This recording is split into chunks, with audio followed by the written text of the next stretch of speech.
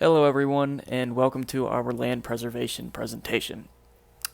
We want you to understand that land preservation and land removal are complete opposites, but both are necessary to maintain a healthy environment.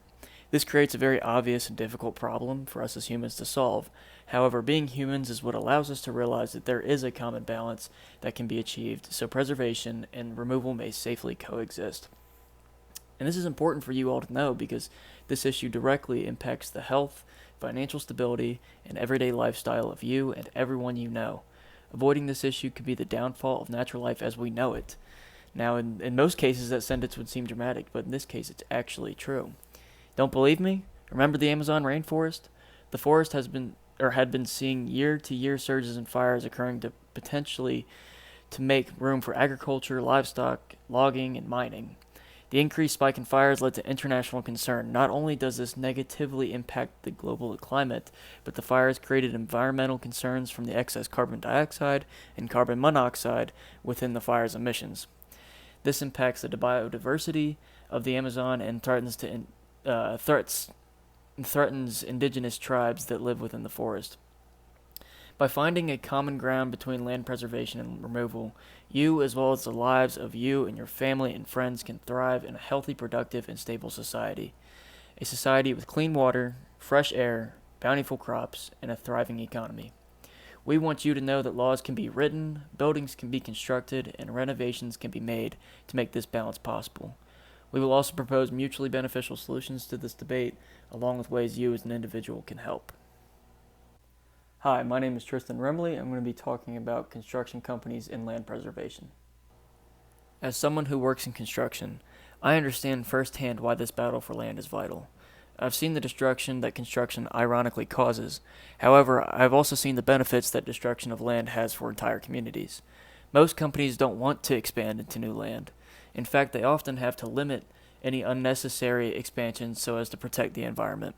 In an interview I conducted with a state construction inspector, he stated, quote for quote, "Although I see the importance in what I and the rest of the workers are doing, there needs to be a limit as to how much land is turned into infrastructure."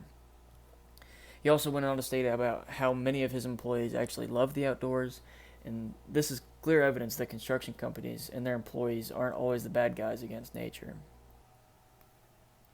In conclusion, there is hope for this seemingly unsolvable issue. Although land preservation and construction consistently battle one another, there is a common ground where everyone's interests and livelihoods are maintained. Infrastructure can be relocated, laws can be rewritten or better enforced, and technology can undo accidental and unnecessary environmental damage. Doing these simple actions will protect the economy, but most importantly, the health of you and your loved ones. If we choose to ignore this issue, our natural environment is at risk of total destruction, and our farmland is at stake. Hey, so I'm going to be talking about land preservation, and it's an issue that we all should be highly aware of because it impacts us individually and us as a community. So one of the problems with land preservation is that large companies are taking advantage of local communities and exploiting their resources. So this is great economically and profitably for large companies, but it's not necessarily beneficial to the locals that are living in the communities, and can sometimes they'll end up paying a greater price for these large companies exploiting the local resources. So an example of this is a local village in Indonesia called Kerta Buena, and they predominantly were into forestry, and then in the last 5 years, they have started producing 5 times the amount of coal they used to, so that they're now producing 458 million tons a year. So this has been detrimental to the locals there, as most of the companies that are profiting are using surface mining to exploit the coal, and this is causing acid mine drainage, which is leaking into the soil and is ruining the locals' crops.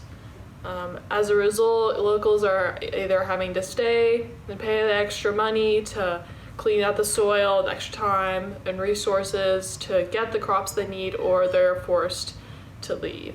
But the government and the state are not looking out for them and are not helping them, and that's just really sad. Hi, my name is Will, and I'm going to be talking to you about farmland preservation. Farms and farmland are essential to our everyday lives. They provide fresh food and crops, provide wonderful health benefits in the community, make a lot of money for the government economically with how much they make for the GDP, and create millions of jobs nationwide and all around the world.